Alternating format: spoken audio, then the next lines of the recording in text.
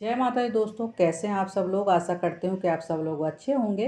15 अगस्त की ढेर सारी शुभकामनाएं। आज मैं आप सबको बताने वाली हूँ कि कैसा था गुलामी का वो आखिरी दिन 14 अगस्त 1947। हमारा देश 15 अगस्त 1947 को आज़ाद हुआ था। पर मैं आपको बताने वाली हूँ कि एक दिन पहले ऐसी क्या घटनाएं हुई थीं। 15 अगस्त 1947 आज़ादी दिलाने में कितने वीर शहीद हो गए। वह सुबह जिसके लिए लड़ाई हजारों की तादाद में लड़ी गई, देश की आंखों में खुशी के आंसू, मेहनत की मुस्कान लेकर आई। आपने इस दिन के बहुत से किस्से सुने होंगे और उसका जिक्र भी नहीं होता है। पर सुबह से पहले एक रात थी। उस समय जो हुआ उसका जिक्र कभी होता नहीं है। वह रात जिसमें खुशी तो थी लेकिन गम भी था। आज हम बात करेंगे 14 अगस्त 1947 का दिन। भारतीय इतिहास में सबसे मुश्किल दिन कहा जाए तो मुश्किल नहीं होगा। इस एक दिन में भारत का समाज, भूगोल, संस्कृति का बंटवारा हुआ। क्या हुआ था उस दिन रात और रात में मैं बताती हूँ। आज़ादी में जो दर्द था वो एक दिन का नहीं था। यह कहानी सन 1947 में लिखनी शुरू हो गई। 3 जून 1947 को क्लेमेंट इटली को इंडिया रेडियो पर अनाउंस करना पड़ा कि सदियों से तितिर बितिर पड़े हिंदुस्तान को हमने यूनाइटेड किया है। 18 जुलाई 1947 को स्वतंत्रता अधिनियम को स्वीकृति मिली। आज़ादी के बदले अंग्रेजों ने टुकड़े टुकड़े करने की ठानी थी भारत को।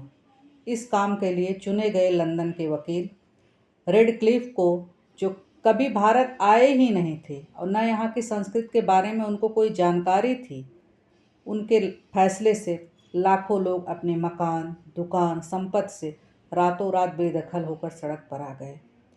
भारत पाकिस्तान के बंटवारे सदियों तक याद रखी जाएगी। 20वीं सदी की त्रासदियों में से एक रही है। जब तय हो गया कि भारत 15 अगस्त को आज़ाद होगा, तब जवाहरलाल नेहरू जी वल्लभ भाई पटेल ने महात्मा गांधी को खत भेजा। लिखा, 15 अगस्त हमारा पहला स्वाधीनता दिवस होगा। आप राष्ट्रपिता हैं, इसमें शामिल हों और आपके आशीर्वाद की ज़रूरत है। आज़ादी के एक दिन पहले महात्मा गांधी दिल्ली से दूर बंगाल के नोवारखली में थे, जहां हिंदू मुसलमानों के बीच सांप्रदायिक हिंसा को रोकने के लिए अनशन पर बैठे थे। गांधी जी ने खत को पढ़ा और खत का जवाब दिया। कलकत्ते में हिंदू मुस्लिम एक दूसरे की जान ले रहे हैं। ऐसे में मैं जश्न मनाने के लिए कैसे आ सकता हूँ। मैं इसे रोकने के लिए अपनी जान दे दूंगा। 14 अगस्त नेहरू जी ने 17 याक रोड वाली घर पर इंदिरा गांधी और पद्मजा नायडू के साथ बैठे थे। तभी फ़ोन बजता है। उनका चेहरा लाल हो जाता है। फ़ोन लाहौर से था। आंखें आंसुओं से भर गई। लाहौर के प्रशासन ने हिंदुओं के पानी की सप्लाई काट दी थी। लोग प्यासे मर रहे थे। जो औरतें और बच्चे पानी के लिए निकल रहे थे, उनको मारा जा रहा था चुन चुन के। नेहरू इंदिरा को बोलते हैं, ऐसे में वो अपने को 15 अगस्त के भाषण कैसे दे सकते हैं। कैसे कह सकते हैं कि देश की आज़ादी से खुश हैं, जबकि उनका लाहौर जल रहा है। 14 अगस्त 1947 की रात संविधान की 5वीं बैठक में भारत की आज़ादी का ऐलान किया गया। बैठक की शुरुआत रात 11 बजे अध्यक्ष राजेंद्र प्रसाद की अध्यक्षता में स्वतंत्रता सेनानी सुचेतना कृपलानी ने वंदे मातरम गीत के साथ हुई। 11:55 पर संसद के हाल में नेहरू जी की आवाज़ गूंजती है, जिसे वो कहते हैं कि हमने नियति के साथ एक वादा किया था। अब समय आ गया है उस वादे को पूरा करें। पूरा नहीं तो कम से कम जहां हो सके।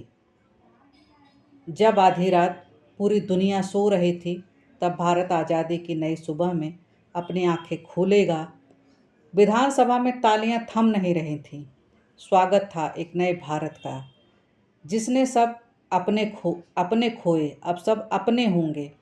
जब पूरा भारत जागकर नेहरू जी का ऐतिहासिक भाषण सुन रहा था, सभी की आंखों में आंसू थे। महात्मा गांधी के नाम के नारे से पूरा हॉल गूंज गया। सारे जहां से अच्छा गीत फिर बंकिम चटर्जी जी का वंदे मातरम गाया गया, जो भारत का राष्ट्रीय गीत बना।